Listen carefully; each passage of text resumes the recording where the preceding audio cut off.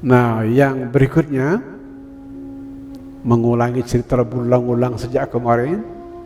Di antara 7 miliar, sekarang katanya udah 8 miliar penduduk manusia. Hanya ada satu manusia yang bisa merawat Anda damai setiap hari. Orang itu bernama diri Anda sendiri.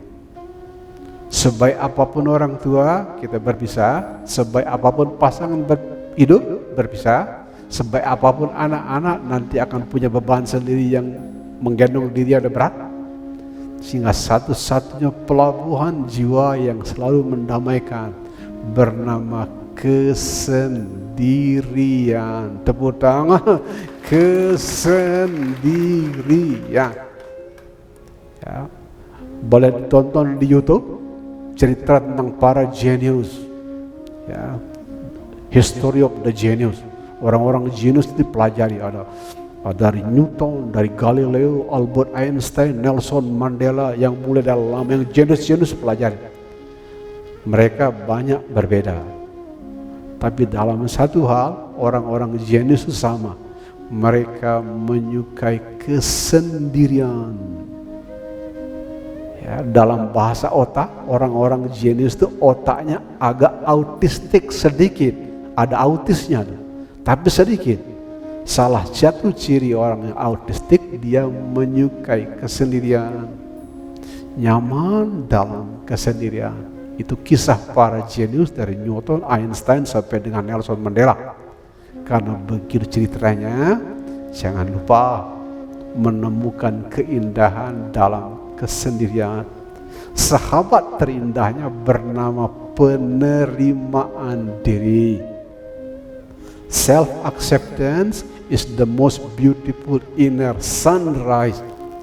Penerimaan diri adalah matahari terindah yang pernah terbit di dalam dua mata saya, hidung saya satu, dua kaki saya pakai sepatu baru, dua telinga saya yang kiri dan kanan.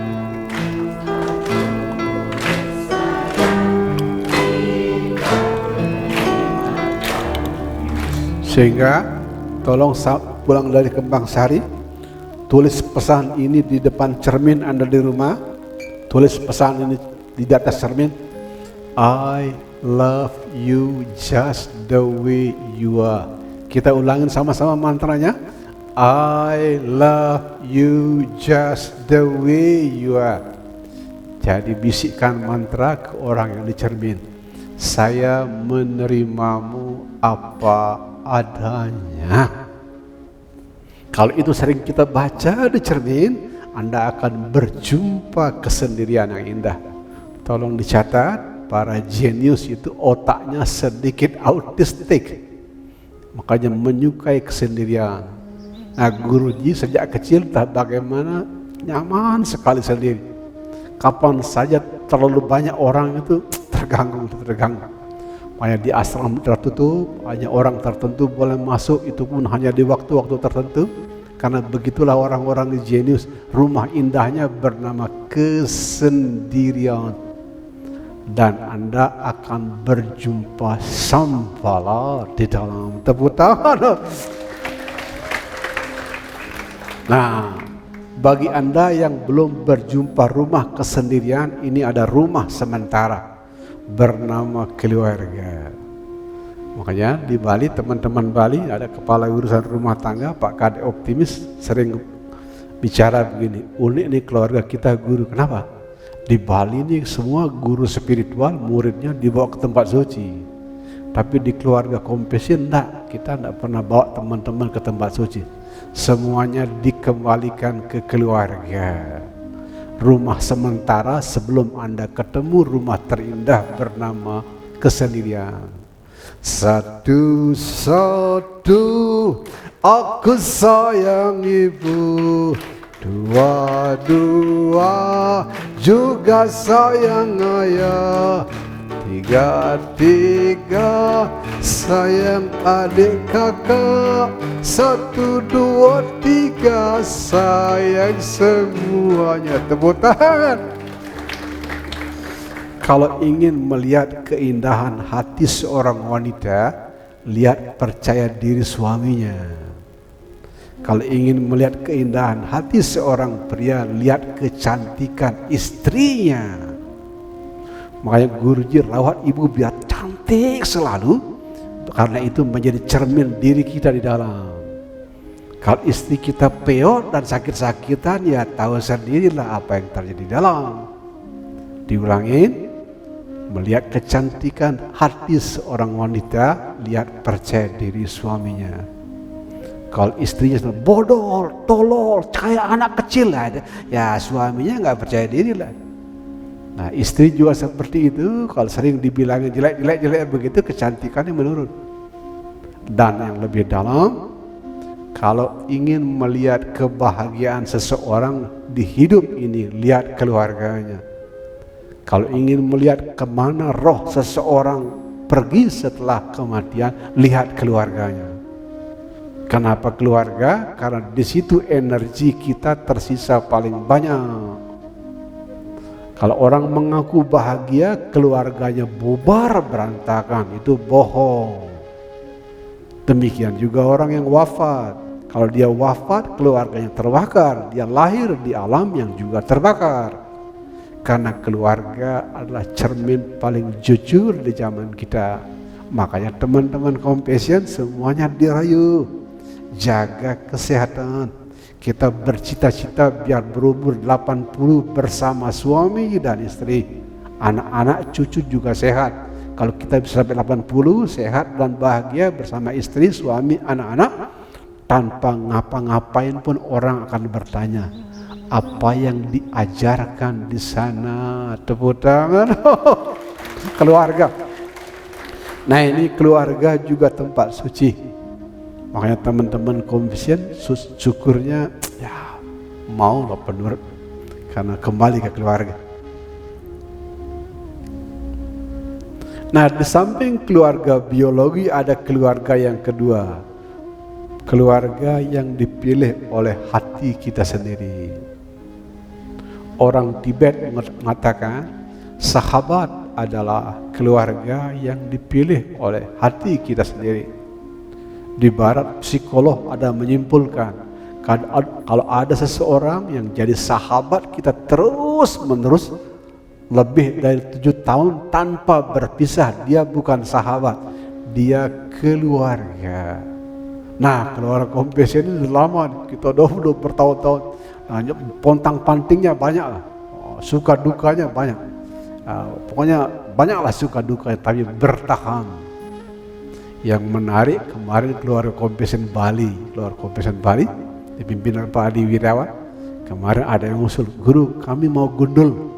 Guruji pikir paling pada 2-3 orang, tapi yang menyerahkan kepalanya untuk digundul ada 15 orang. Semua dan semuanya nyerah. Menggundul. Kalau teman Jakarta sudah, orang Bali baru kemarin digundul. Dan semuanya menyerahkan kepala dengan ikhlas.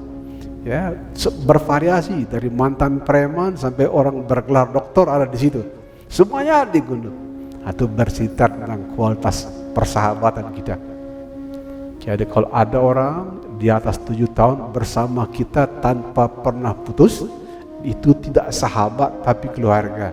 Persisnya keluarga yang dipilih oleh hati kita sendiri.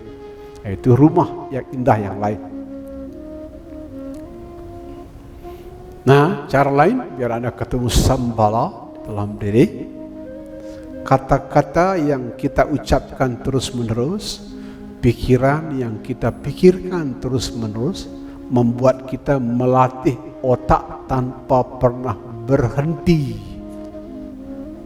Ya, sehingga hati-hati dengan pikiran, hati-hati dengan kata-kata dan tindakan.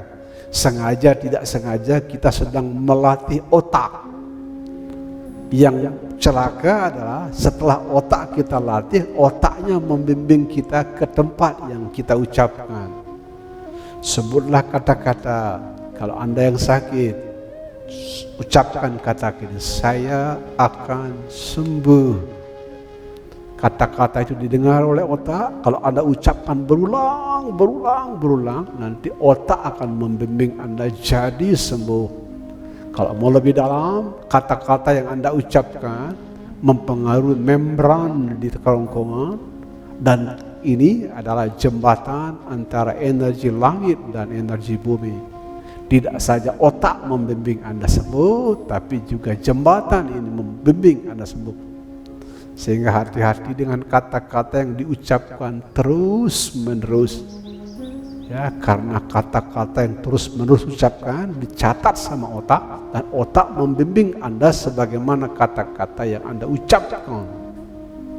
Untuk sebagai bahan inspirasi, Guruji kalau mau minum, mau makan, mau tidur, berdoa apalagi selalu memanggil nama guru. Ada banyak guru di atas sana.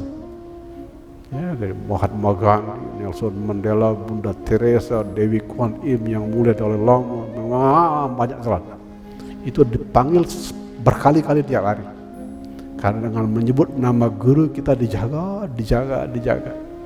Nah, keluar kompeset indahnya, mereka mau jadi penurut. Ya. Logika sainsnya, ilmu pengetahuannya, sesuatu yang kita ingat terus menerus, sesuatu yang kita ucapkan terus menerus direkam oleh otak, dan otak membimbing kita ke arah sana. Kalau pikiran otak tiap hari tulisan sambala bertahun-tahun, lama-lama otak akan membimbing Anda pulang. Gelang sepatu gelang siram ramah, mari pulang, marilah pulang, pulanglah kita bersama-sama. Mari pulang, marilah pulang, pulanglah kita bersama. Rumah bukan sebuah tempat. Rumah adalah hasil dari serangkaian sikap. Kalau sikap Anda indah, di mana-mana Anda ketemu rumah yang indah. Begitu ceritanya.